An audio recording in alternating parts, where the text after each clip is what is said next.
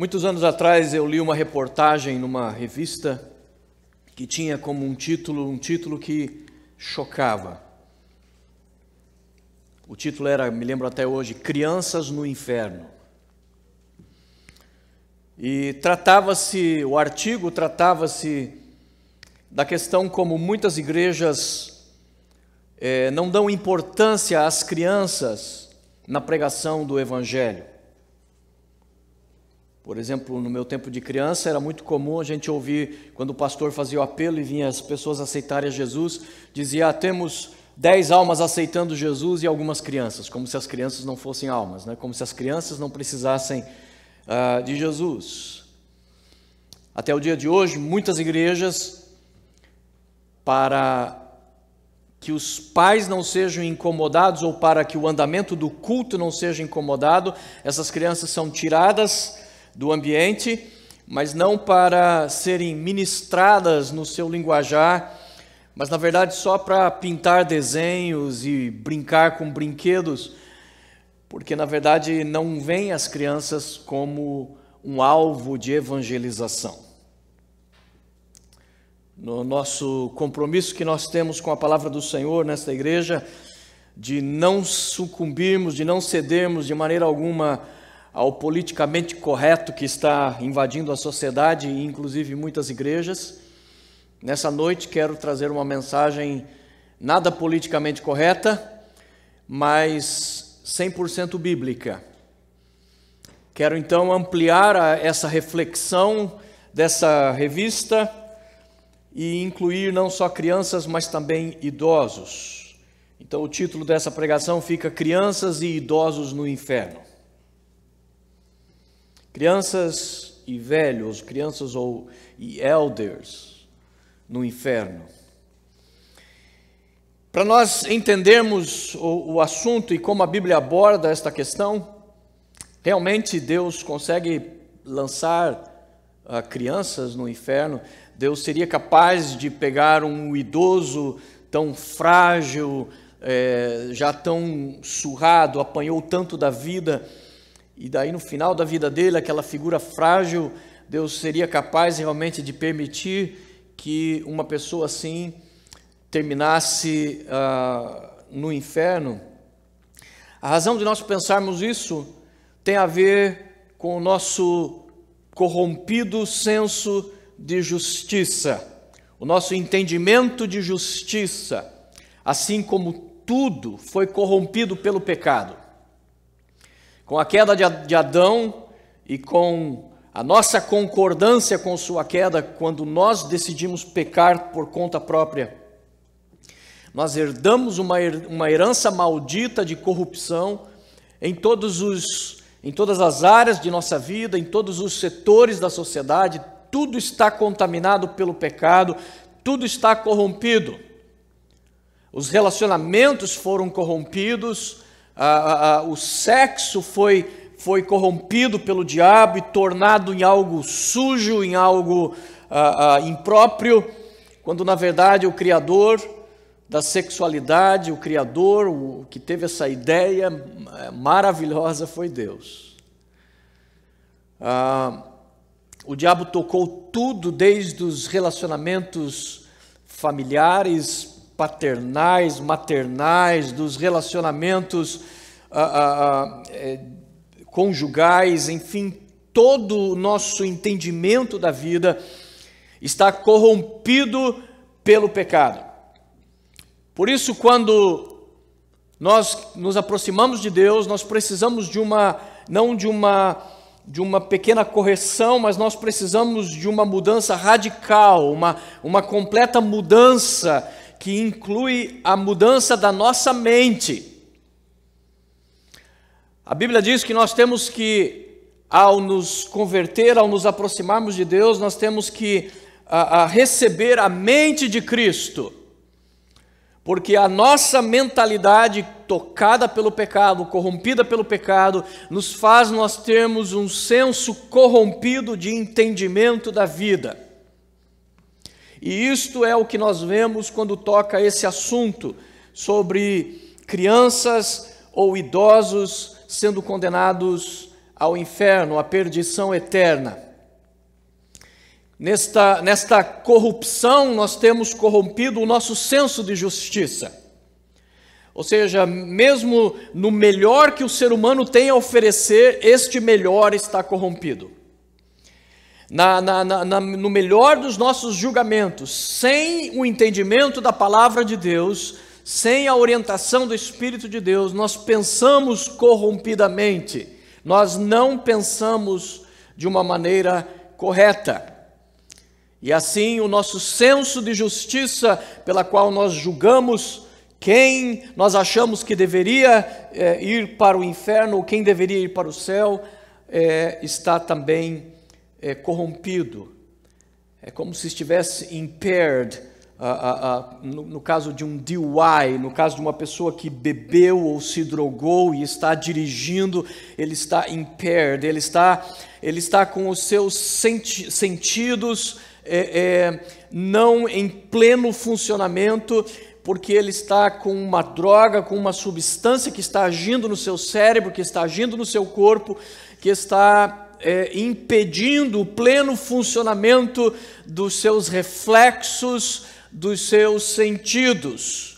E por isso o ser humano entendeu que nas leis de tráfico, mesmo nas leis trabalhistas, ninguém deve dirigir e nem operar maquinários pesados se estiver de alguma maneira influenciado por algo que lhe tire a completa percepção, o completo entendimento.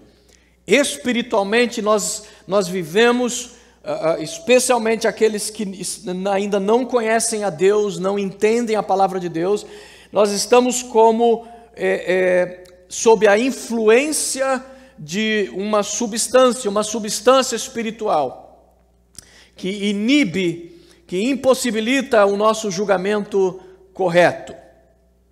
Esse senso de justiça que nós temos, comprometido pelo pecado, nos leva a considerar de maneira diferenciada a pobres e a ricos, a homens e a mulheres, a jovens e a idosos. É comum nós acharmos que o pobre é necessariamente honesto e que o rico é necessariamente corrupto. A Bíblia nos ensina o equilíbrio do julgamento quando Deus ordena a Moisés dizendo: nunca favoreça o rico num tribunal por ser rico, esperando receber alguma coisa em troca, nem favoreça o pobre no tribunal só por ele ser pobre.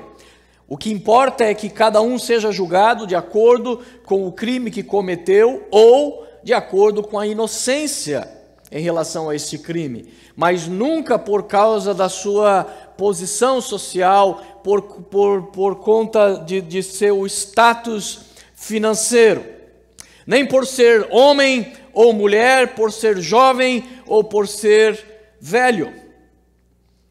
É interessante que hoje existe uma faixa da sociedade onde se luta tanto pelas minorias e se luta tanto pelo direito desse, pelo direito daquele, mas com essa perseguição, a luta de direitos de todos os tipos, acabou-se criando uma faixa da sociedade, que é a faixa que menos tem direitos nos dias modernos.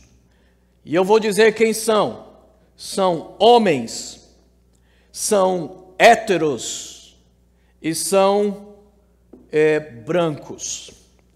Por serem homens, por causa do movimento feminista, parece que nascer homem virou um crime. Querem transformar o homem em algo que ele não é, por conta dos abusos praticados por outros. Por causa do movimento principalmente dos negros que sofreram abusos, perseguição e racismo, hoje o branco parece ser automaticamente um criminoso. Por conta do movimento dos homossexuais, LGBT, parece que se tornou algo feio um homem nascer hétero. Alguém colocou um adesivo num carro uma vez dizendo assim: tempos atrás o homossexualismo era escondido, depois se tornou liberado, e agora estão começando a impor. Ele disse: vou-me embora antes que seja obrigatório ser gay. É mais ou menos assim que algumas pessoas se sentem. É interessante que quando se fala tanto sobre movimentos de racismo, cotas para os negros nas faculdades, direitos para os negros, esquece-se de um problema muito sério que você nunca vê nesses movimentos. Qual é o problema? O fato de que muitos negros foram responsáveis pela escravidão e venda de escravos. Na verdade, a maioria dos chefes tribais africanos eram quem vendia o seu próprio povo para serem escravizados. E mesmo nos países onde negros eram escravizados, haviam senhores de escravos que eram negros. Então a pergunta é, quando você concede uma cota na faculdade por uma pessoa simplesmente por causa da cor da pele dela, por ser negra, como é que você sabe que ela não é descendente, não de um escravo, mas sim de um dono de escravos? Portanto, isso mostra como o nosso senso de justiça está totalmente deformado. E este mesmo fracasso de juízo, de justiça, nós trazemos no que diz respeito também às idades, a fragilidade da idade da infância ou da idade dos idosos, nos faz termos uma tendência de suavizar, de atenuar a condição humana, tanto de crianças como de juniores, adolescentes ou idosos. Quando eu me referi pelo termo velhos, de maneira alguma estou sendo desrespeitoso. A Bíblia mostra sobre uma questão que aparece também nas leis humanas, que é a inimputabilidade. Em inglês seria unimputability. Eu sei que é complicado. Basicamente é quando a justiça ou as leis determinam que a justiça é válida para todos, as leis são válidas para todos, mas existem pessoas que não podem ser consideradas culpadas porque elas são inimputáveis por uma razão, porque ou elas são pequenas demais para entender e, portanto, ela não pode fazer o juízo do que é certo e do errado, ou então quando... Pegando agora um idoso que, por exemplo, está sofrendo de Alzheimer, a sua mente já não está tendo pleno juízo das coisas e, portanto, muitas vezes ele, nesta condição, ele pode fazer coisas, dizer coisas, mas como resultado da sua incapacidade, e por isso ele se torna inimputável, ou seja, não pode ser considerado culpado. É o caso de que muitos suicidas no passado foram tratados sem distinção como pecadores sem perdão, como pessoas que destruíram o seu próprio corpo em desacordo com o que a Bíblia diz, que aquele que destruir o seu próprio corpo, Deus o destruirá. E então a igreja, principalmente a igreja católica, ao longo dos séculos, entendeu que o suicida, ele morreu violando a lei de Deus e, portanto, ele não tinha perdão, ele estava automaticamente condenado ao inferno. E especialmente em épocas onde o catolicismo dominava, inclusive os cemitérios, normalmente um suicida, a família do suicida, tinha maior dificuldade de conseguir como enterrar aquela pessoa, porque ele não podia ser enterrado num cemitério onde a Igreja Católica dominasse. É verdade, sim, que o suicídio constitui-se na Bíblia um pecado gravíssimo que pode realmente levar a pessoa à condenação. A pessoa, portanto, tentando livrar-se de alguma dor desta vida, acaba encontrando uma dor eterna da qual nunca mais se livrará. Mas é preciso entender que muitas vezes a razão pela qual uma pessoa chega ao suicídio, quando ela decide o suicídio, ela já não se encontra mais no seu juízo perfeito. ela já está abalada por doenças ou por traumas, ela já está afetada de tal maneira que ela não está em perfeitas condições. Eu mesmo fui visitar uma senhora que havia cortado os pulsos, fui com o filho dela, e quando chegamos no hospital, aquela mulher chorava copiosamente e dizia: será que Deus me perdoa? Porque ela havia tentado suicídio. Mas ali você vê que ela se arrependeu, ela, por alguma razão, ela estava tão emocionalmente perturbada que ela de fato não queria fazer aquilo. Existem algumas pessoas, por exemplo, casos de cristãos que às vezes foram criados na palavra do Senhor, no temor do Senhor, viveram sua vida inteira no temor do Senhor, pessoas que vigiaram o seu palavreado, da sua boca saía apenas coisas coerentes com a vontade de Deus, mas que na doença do avançar da idade, de repente essas pessoas disparam a falar palavrões e maldições e xingar pessoas, às vezes pessoas queridas, às vezes o marido, a esposa, filhos que estão cuidando, e é uma tristeza porque você vê uma pessoa que na verdade foi uma pessoa santa a vida inteira e por conta de uma doença agora você vê a pessoa fazendo aquilo que ela vigiou a vida inteira para não fazer. É claro que uma pessoa assim é inimputável, ela não pode ser considerada capaz de ser julgada por esses erros. Mesmo na justiça humana e na justiça divina também nós encontramos os inimputáveis. Quando Jesus disse, por exemplo, deixe que as crianças venham até mim, porque delas é o reino dos céus, o que Jesus estava dizendo é que, pelo menos na fase inicial da infância, as crianças possuem uma inocência tão nítida de que elas automaticamente já fazem parte do reino dos céus. A herança adâmica, a herança que veio do Éden, a herança que nós temos não é contada sobre elas, porque elas possuem uma inocência, são incapazes de pecar. E por isso Jesus não disse que elas irão para o céu, mas disse que já lhes pertence o reino dos céus. E Jesus disse que se nós quisermos também herdar o reino, nós temos que nos tornar como uma delas. Portanto, Jesus está falando aqui de inimputáveis. Também em Isaías 35:8, nós encontramos o profeta escrevendo pelo Espírito de Deus, dizendo: ali haverá uma estrada, um caminho, que se chamará o caminho santo, o caminho da salvação. E o imundo não passará por ele, mas será para aqueles que são santos. Os caminhantes, agora preste atenção, até mesmo os loucos, não errarão esse caminho. Ou seja, Isaías está dizendo, pelo Espírito de Deus, que o caminho da salvação é acessível até mesmo para os débeis mentais, até mesmo para aqueles que têm problemas mentais, porque Deus não vai imputar sobre eles aquilo que eles são incapazes de responder.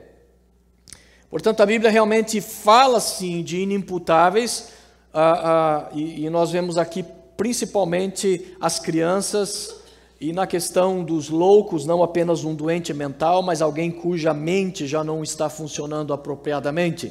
Então pode claramente, sim, incluir pessoas idosas, cuja mente já está sofrendo de demência.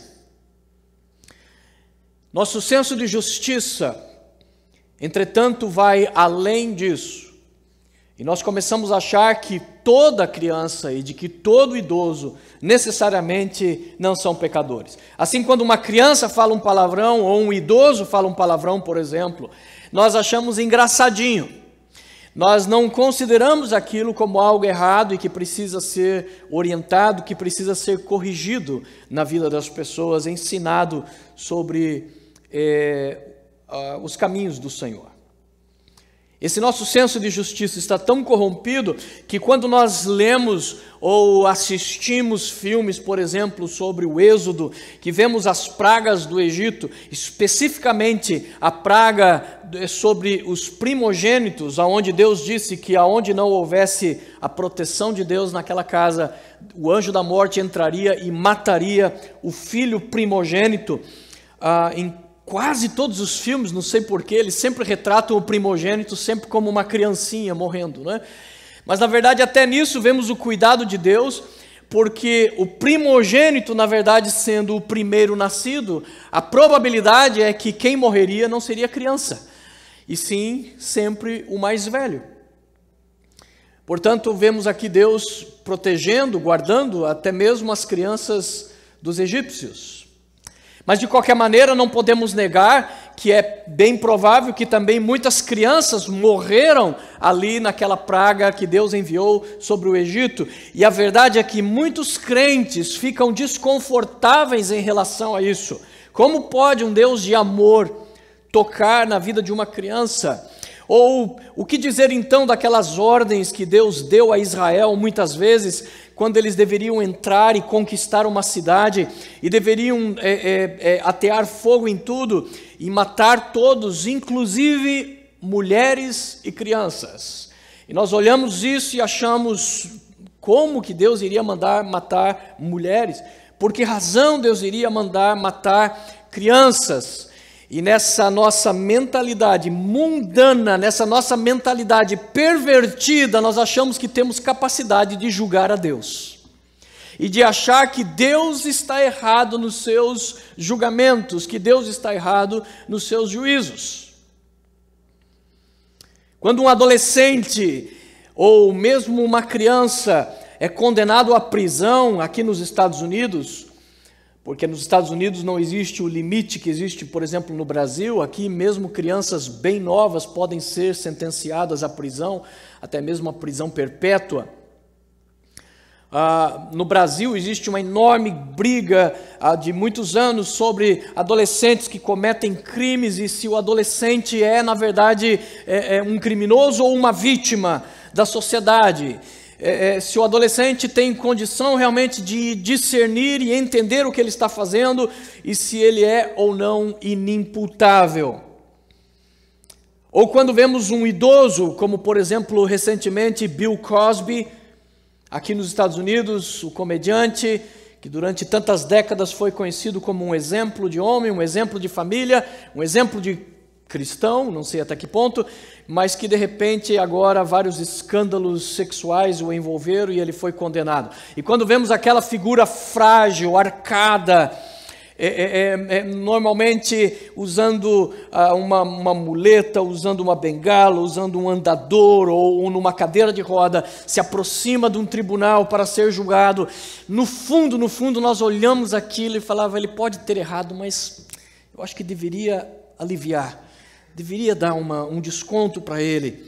Quando vimos Paulo Maluf no Brasil, que roubou por décadas e finalmente, depois de décadas, foi condenado, o mesmo velho ladrão, que enquanto ladrão tinha toda a força, no momento de comparecer à justiça, imediatamente comparece todo convalido numa cadeira de roda, quase morrendo. Ou o idoso ex-presidente da República do Brasil, o presidente Lula, que ouve-se o mesmo discurso, pode ter roubado, mas olha a idade do coitado agora, e ainda mais tem um dedo a menos, né? Então, por que aplicar? Não vai mais roubar mesmo, já está velho demais para roubar, e coisas desse gênero, mostram como a nossa justiça, o nosso senso de justiça está comprometido. O mesmo acontece até hoje, quando ainda nos tribunais de julgamento dos crimes dos nazistas, octogenários, nonagenários, pessoas com seus 80, 90, 100 anos de idade, comparecem nos tribunais, aquela figura mirrada, aquela figura tão frágil, não lembra nada, aquele criminoso, aquele assassino da juventude, que levou para a fornalha, que matou cruelmente, que torturou homens, mulheres e crianças. E nós olhamos aquela figura e falamos, será que se deve condenar uma pessoa nessa condição, nesta idade? Mas eu me lembro de um documentário que eu assisti alguns anos atrás, onde mostrava vários desses nazistas que fugiram principalmente para a Argentina e para o Brasil, e ali esses homens foram encontrados, já todos bem velhinhos, mas o documentário mostrou uma filmagem que foi feita no sepultamento daqueles homens, quando um amigo deles, nazista, morria, eles então compareciam e em volta do caixão, aos 90 anos de idade, aos 80 anos de idade, imaginando que esses homens se arrependeram do que fizeram, eles saudavam o companheiro que estava sendo enterrado com Heil Hitler, mostrando nenhum arrependimento, mostrando nenhuma mudança de mentalidade, mesmo com a idade avançada. Esse é o nosso senso de justiça, não é o senso de justiça de Deus, não é o senso de justiça da palavra de Deus e nem pode ser o senso de justiça dos tribunais humanos, porque a justiça deve considerar o crime em si e não necessariamente a idade ou a fragilidade do criminoso. Nós temos esse senso comprometido, embebido no pecado, e por isso a Bíblia diz que mesmo a nossa justiça, ou seja, o melhor de nós, não os nossos crimes, a nossa justiça, a Bíblia diz que são como trapos de imundície. Está lá em Isaías, quando Deus diz, Isaías 64:6, quando Deus diz assim, quando Isaías diz, todos nós somos como o imundo, e todas as nossas justiças são como trapos de imundície. Ele se utiliza de algo que era conhecido pela sociedade. O trapo de imundície nada mais é do que os trapos que eram usados pelas mulheres nos seus períodos. Quando elas tinham os seus períodos, elas se utilizavam daqueles trapos. Então, aquela figura de um pano todo ensanguentado é a figura que Isaías usa para mostrar como é a nossa justiça, o melhor, ou seja, o melhor de nós, o melhor da capacidade humana. Ele diz, o melhor da nossa justiça está, na verdade, envolvida com sangue, está envolvida em dirimir, em resguardar o criminoso, fazendo com que as vítimas, na verdade, sofram a injustiça. Nossa justiça é sanguinária, basicamente, é o que Deus está dizendo através do profeta Isaías. Nossa justiça não é justa, ela é injusta. Tratamos com deferência, tratamos diferentemente pessoas de acordo com o relacionamento que elas têm conosco. Livramos amigos e parentes. Apontamos rapidamente o dedo para aqueles que não são nenhuma coisa e nem outra. Mas quando são amigos e parentes, temos uma tendência de tratar de maneira diferente. Isso eu vi nitidamente quando eu assisti uma série de vídeos no YouTube do pastor John MacArthur, do seminário que ele fez para provar que não existe essa história de línguas estranhas, de batismo com o Espírito Santo. E eu assisti 10 horas de vídeo para ver se ele conseguia me convencer de que eu estou errado em acreditar nas línguas estranhas e no batismo com o Espírito Santo.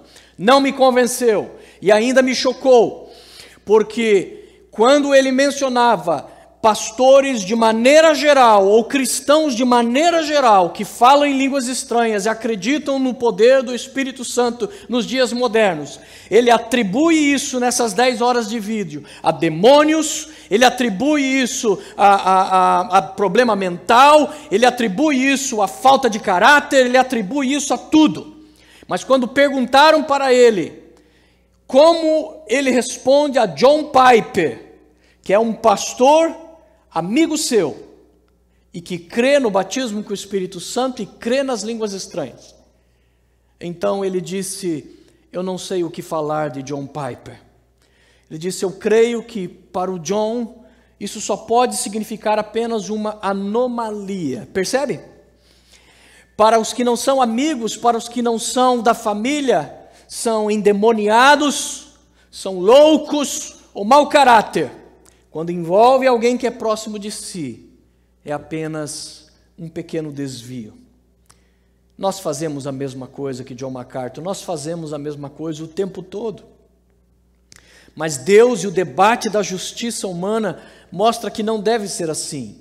Para Deus existem pecadores, não importa a idade, Para a justiça existem criminosos, não importa a idade. Isso fica nítido nas Escrituras, como em Isaías 65:20, por exemplo, quando diz que o pecador de 100 anos será amaldiçoado. Ele não será atenuado pelo fato de ter 100 anos. Mas se é pecador aos 100 anos de idade, Isaías escreve, será amaldiçoado. Na justiça divina, as coisas não caducam. Na justiça brasileira, sim. Se um pecado foi cometido há mais de, 30 anos atrás, você, se foi um assassino, não é mais considerado um assassino, mesmo que nunca tenha respondido, mesmo que nunca tenha sido preso, mesmo que nunca tenha sido julgado, você está livre automaticamente da sua pena, porque a pena caducou. Com Deus não é assim. A Bíblia diz claramente que Deus jamais vai considerar, em tempo algum, que o inocente seja considerado culpado ou que o culpado se torne inocente. É por isso que a Bíblia está dizendo: o pecador de 100 anos será amaldiçoado. A Bíblia também nos diz em João capítulo 8, o texto que nós lemos, de que no episódio em que trouxeram uma mulher que foi pega em adultério e trouxeram ela para que ela fosse condenada por Jesus, Jesus escreveu no chão, parecendo não prestar muita atenção no que aqueles homens estavam fazendo, e os homens exigindo de Jesus um posicionamento. E então, Jesus, essa mulher deve ser apedrejada ou não deve ser apedrejada? E a Bíblia, João escreve que aquilo ali era uma pegada para ver se Jesus dissesse que não devia ser apedrejada, eles colocavam Jesus contra a lei judaica, dizendo: está vendo? A lei judaica diz que ela deve ser apedrejada, portanto Jesus é um falso apóstolo, um falso profeta, aliás, pregando contra a palavra de Deus. Se Jesus dissesse sim, deve ser apedrejada, eles denunciavam Jesus ao governo romano por incitar o assassinato. Então o que Jesus iria responder? E Jesus naquele momento, ele simplesmente interrompe a sua escrita na areia para se levantar e dizer tão somente isso: quem não tiver pecado, atire a primeira pedra. Tira os olhos deles e se abaixa e continua a escrever na areia. Mas o que eu quero chamar a atenção é o que João escreveu. Ele diz assim: os que ouviram o que Jesus disse foram saindo, um de cada vez. Agora preste atenção nisso. Começando por quem? Começando pelos mais velhos. Por que será? Olha o desafio de Jesus.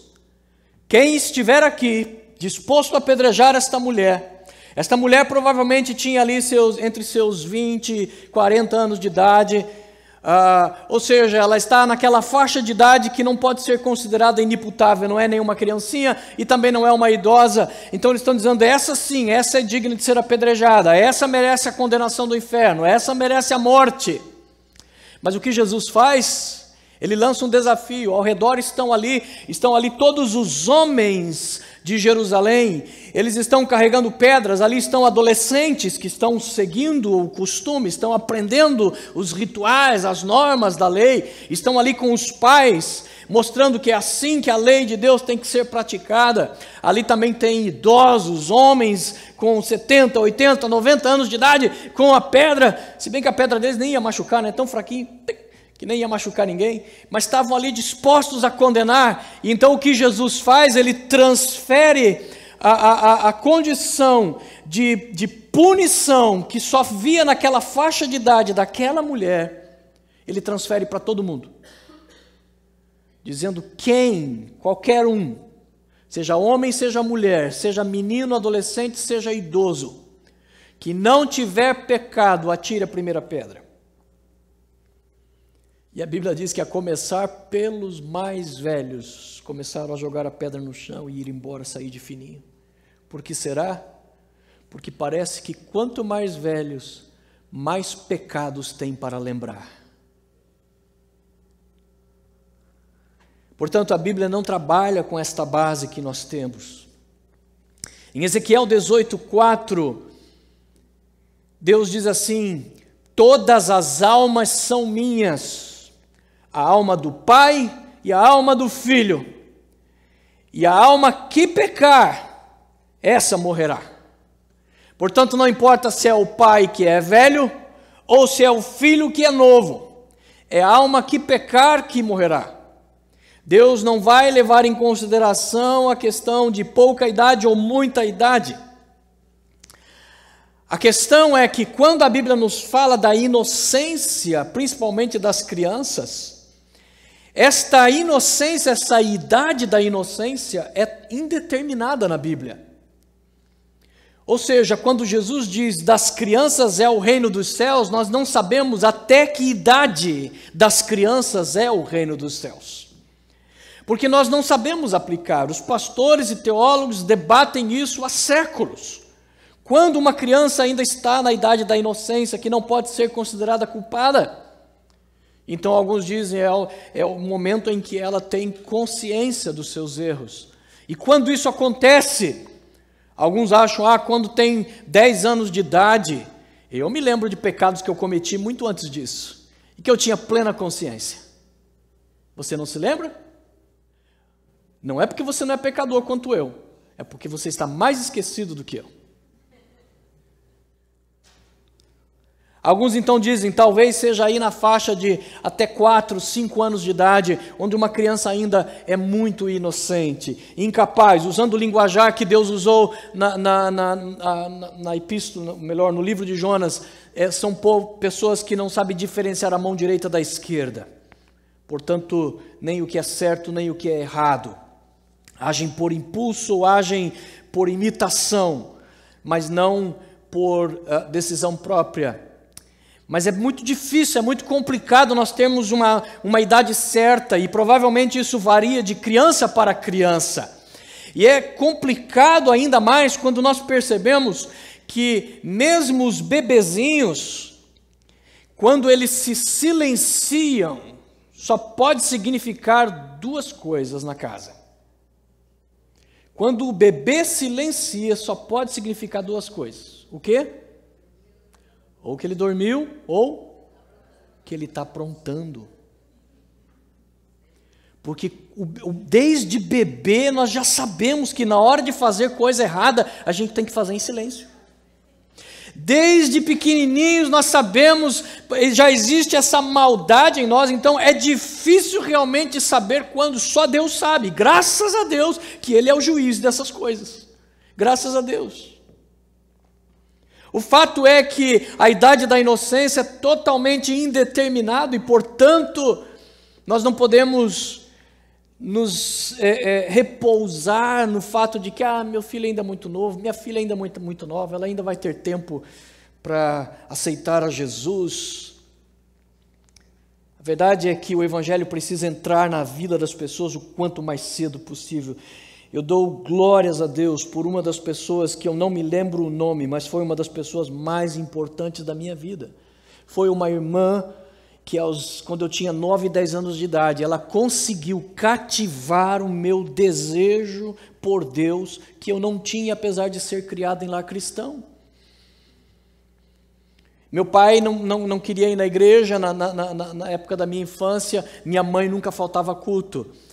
Mas para mim eu preferia ficar com meu pai assistindo a Pantera Cor-de-Rosa ou o Fantástico do que escutando presbíteros que eu não entendia nada do que falavam. Então era comum eu ficar em casa. Eu não tinha realmente desejo pelas coisas de Deus, não me era atrativo, não me era interessante. Mas essa irmã, muito simples, era uma pessoa que falava errado, era uma pessoa com muito pouco estudo, mas ela tinha tanto amor pelo ministério infantil que ela rapidamente me cativou. E aquilo começou a me dar desejo de não faltar nenhum culto, e mesmo quando minha mãe não queria ir, eu dava um jeito de ir. Mãe, deixa eu ir sozinho, e minha mãe, graças a Deus, me liberava, e foi aonde eu fui ganhando amor e paixão pelas coisas de Deus e pela sua obra. Nós não podemos distinguir nesta terra a importância do ministério infantil, a importância do ministério com juniores, a importância do ministério com adolescentes e jovens. Nós não incorremos na mesma heresia que é ensinada, propagada pelo catolicismo romano, que ensina a batizar crianças, contrariando o claro ensino das Escrituras, que diz que há necessidade de 2 pré-requisitos para o batismo, que é se arrepender, a condição de se arrepender dos seus pecados, o que pressupõe a capacidade de pecar, e a declaração de fé, ou seja, a pessoa ser capaz de crer.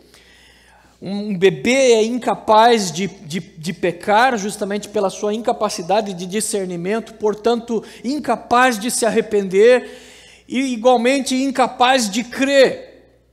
Nós não precisamos ir para esse extremo de achar que o bebê necessariamente está condenado ao inferno e que se morrer sem o batismo, morrerá como um pagão. Pagão que chupa a chupeta, que vai para o inferno tomando uma madeira com leitinho.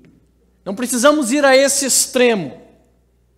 Mas, por outro lado, devemos ter o devido cuidado de, desde a mais tenra idade, de muito cedo, começarmos a instruir os nossos filhos sobre o amor a Jesus, sobre o amor à sua palavra, sobre o Papai do céu, e ensinar estas coisas para eles.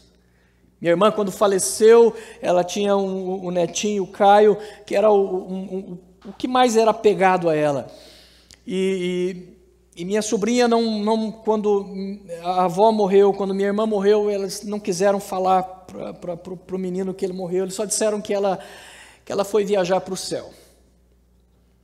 Então, quando a empregada chegou no dia seguinte para limpar a casa e arrumar a casa da minha irmã, o Caio estava lá e ele chegou para ela e falou: Neia, você não sabe o que aconteceu? Minha avó viajou para o céu. E ele pôs a mão na testa e falou: e se esqueceu de levar o celular? Como é que eu vou falar para ela agora? Como é importante ensinarmos esses valores para os nossos filhos, de ensinarmos desde muito cedo. A Bíblia diz que nós devemos inculcar, ou seja, fazer praticamente uma lavagem cerebral na vida dos nossos filhos. Ele diz: você deve falar para ensinar as crianças quando estiver sentado com elas, na mesa comendo, quando estiver caminhando com elas, esteja falando de Deus, falando das coisas de Deus, para que eles cresçam nos caminhos do Senhor. E então nós temos ali não necessariamente uma promessa de Deus, mas nós temos um preceito de Deus que diz: ensina a criança no caminho em que ela deve andar, e mesmo quando for velho, não se desviará dele.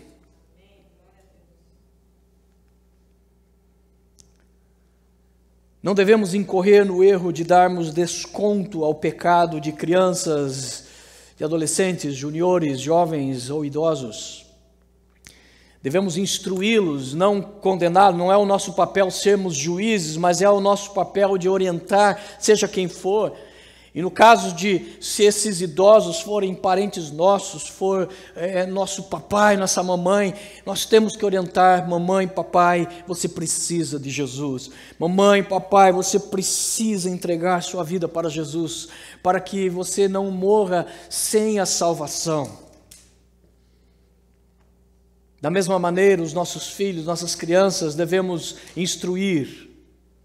A justiça humana debate até hoje se realmente crianças são inimputáveis ou não.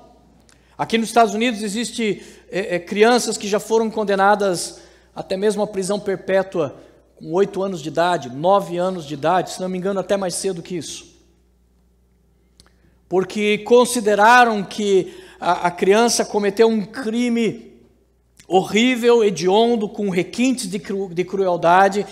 E através de psicólogos, através da análise do crime em si, constataram que a criança sim sabia o que estava fazendo. A justiça debate. Na verdade, a parte da sociedade que normalmente defende que adolescente é inimputável porque ele é uma vítima, normalmente esse discurso pertence aos movimentos políticos de esquerda que filtram suas ideias do socialismo, do comunismo, que são ideias totalmente contrárias a Deus. São ideologias que nascem do ateísmo e não de qualquer preceito do nosso Criador. Normalmente as pessoas têm o entendimento que sim, mesmo um adolescente, ele sabe dos seus crimes, ele sabe o que está fazendo. O ser humano possui uma índole maligna desde muito cedo. É precisamente por causa dessa presença real do perigo de mesmo uma criança ir para o inferno ou de um idoso ir para o inferno, que eles devem ser encarados como um alvo para a evangelização. Não apenas para quando a criança crescer se tornar um crente, mas agora, neste momento. Que se essa criança falecer, ainda que com 7, 8, 9 anos de idade, ela está com a sua salvação garantida no Senhor, porque conheceu a Jesus, amou a Jesus, soube arrepender-se dos seus erros, dos seus pecados, teve consciência deles. A Bíblia enfatiza a dedicação e o cuidado com as crianças e o cuidado e o respeito que devemos ter com os idosos. Mas em termos de justiça, existe um range, existe um espaço muito estreito de inimputáveis. E com as novas tecnologias da internet, smartphones e tablets, a idade da inocência está cada vez sendo reduzida. Porque cada vez mais cedo as crianças têm acesso a conteúdos inapropriados. Cada vez mais cedo crianças têm acesso à pornografia, têm acesso a atos de crueldade, têm acesso a aprender como driblar os pais, como enganar os pais, como mentir. Os pais se viram, né? Os pais que digitam assim, né? E eles não, eles digitam assim, né? Só que quem paga o tablet, o telefone que é digitado assim, é o cara que digita assim. E esses pais que digitam assim, lutam e fazem um esforço para achar filtro, achar um jeito de checar, olhar, ver o que o filho está vendo, o que a filha está vendo, para poder preservar, para poder orientar, para poder fazer parte desse trabalho de conscientização das coisas de Deus. Enquanto isso, eles já são formados nessa faculdade há muito tempo, eles já sabem todas as maneiras de driblar filmes, driblar redes sociais, eles são peritos nisso, porque desde muito cedo já aprenderam a mentir, a enganar, a trapacear, a enrolar. Conscientemente, mentem na cara dura. Mentem descaradamente, às vezes com a mão na Bíblia. Filhinho, você está vendo ainda o Snapchat, está vendo não sei o que, Facebook, etc. Põe a mão na Bíblia. Ele, juro, pai. Muito tempo que não vejo. E o dedinho de trás cruzado assim. Sabem perfeitamente o que fazem. Com o tempo da maturidade, irão se arrepender de muitas coisas, sim, como todos nós nos arrependemos de tolices, de idiotices que fizemos quando tínhamos a idade deles. Mas o fato do arrependimento que virá mais tarde não significa que já não havia consciência do erro praticado hoje. Eu me lembro aqui nessa igreja, num velório de uma pessoa bastante jovem, e o pai estava desconsolado, e eu estava perto dele. E então, aquela pessoa morreu afastado do Senhor, e o pai, abatido do jeito que estava, chegou alguém perto dele, o cumprimentou, e usou daquelas frases automáticas que nós usamos em velório, né? Ele está num melhor lugar agora, isso que importa. E eu me lembro aquele pai suspirar e dizer, I hope so. Aquilo me partiu o coração. Espero que sim, mas não tenho certeza. Como é bom nós podermos Não bom, não é bom ir em velório de jeito nenhum. Mas como é bom quando num velório nós podemos usar aquilo como motivo de dar glórias a Deus, e de celebrar a vida, e de celebrar a salvação, e de saber que apesar da dor, da separação, do amor que permanece, da ausência que vai machucar e vai ferir, mas nós temos a consolação da certeza plena de que aquela pessoa realmente está nos braços do Senhor. A idolatria pelos filhos deve cessar. Pais que acreditam afirmar os seus filhos, colocando-os numa redoma de vidro, convencendo-os de que eles são as pessoas mais lindas e mais importantes, mais inteligentes do mundo, estão contribuindo, na verdade, para a perversão natural que a alma dos seus filhos já possui. A ordem bíblica é de ensinar os nossos filhos e de inculcar neles os preceitos de Deus, ao invés de ficarmos dizendo aos nossos filhos que eles são os melhores. A Bíblia diz: diga a eles que eles são pecadores. Eles precisam aprender isso desde cedo.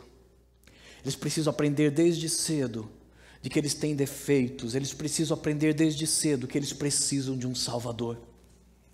Eles precisam aprender desde cedo que um sangue já foi vertido por eles. E de que eles podem já vencer a vergonha, mesmo dos seus pecados, na idade inicial da vida. Porque um Salvador já os amou e já se entregou por eles. Precisamos parar de ficar super protegendo nossos filhos e saber que nossos príncipes e princesas já há muito tempo têm acesso a todo tipo de pecado e corrupção humana. Essa romantização dos pais pelas crianças e pelos idosos, pelos pais idosos, deve cessar. Devemos vê-los como são, alvo potencial para a pregação do Evangelho. Precisamos amá-los e ensiná-los sobre o caminho da salvação. Tanto é que cada vez mais cedo as gerações estão entendendo a consciência dos seus erros e dos seus pecados. Que há uma verdadeira epidemia. Consultando outros pastores, aqui nos Estados Unidos, pessoas que trabalham com escolas seculares, consultando os líderes de igrejas, mega igrejas no Brasil, constatamos que há uma verdadeira epidemia de cutters. Crianças, adolescentes que cortam-se. E a psicologia já declarou isso como uma verdadeira epidemia, porque são milhares e milhares e milhares, crentes ou não crentes, dentro das igrejas ou fora delas. E a psicologia, sem a determinação da palavra de Deus, apenas afirma que isso é porque ela sente uma dor tão profunda que somente um corte vai aliviar. É melhor a dor do corte do que a dor do sofrimento que essa criança está passando. E é tudo o que a psicologia se limita a dizer. Mas pela luz da palavra nós podemos ir muito mais adiante.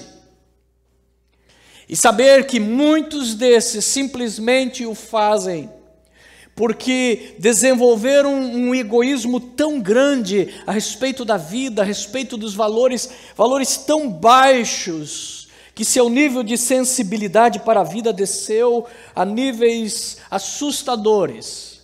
Então, quando o Michael Jackson morreu, ou quando um cantor preferido morreu, aquilo é motivo para se suicidar.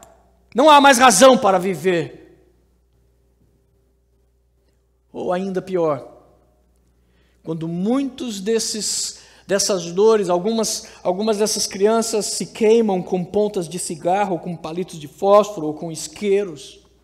Marcam o seu corpo todo. Se isso não for devidamente tratado, abordado, descoberto na fase da adolescência, isso pode se estender por toda a vida adulta da pessoa.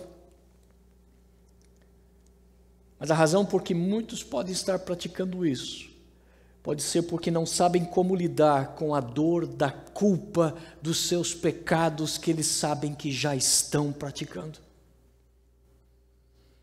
E a dor de saber que está falhando em relação aos seus pais, está falhando em relação a si mesmo, está falhando em relação à vida, tem levado essas crianças a se mutilarem. Por não levarem em conta que Jesus teve o seu corpo inteiro mutilado, inteiro cortado, para que eu não precisasse cortar o meu. O sangue foi vertido daquelas feridas, para que eu não precisasse derramar o meu. Ele foi ferido pelas minhas transgressões, e o castigo que me traz a paz estava sobre ele e não sobre mim. Eu fiquei com a paz, ele ficou com o castigo. Eu fui salvo, ele foi condenado. Eu fui lembrado, ele foi esquecido. I'm alive and well, because he died and rose again.